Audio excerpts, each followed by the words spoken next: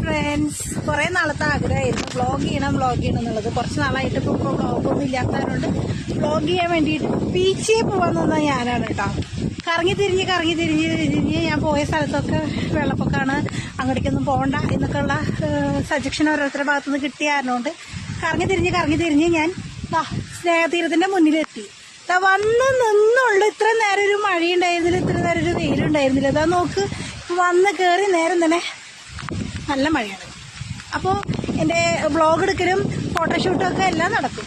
Very nice. എന്തായാലും മഴയത്ത് നിന്ന് എന്തിനു നടക്കാൻ നല്ല സുഖമാണ് കേട്ടോ.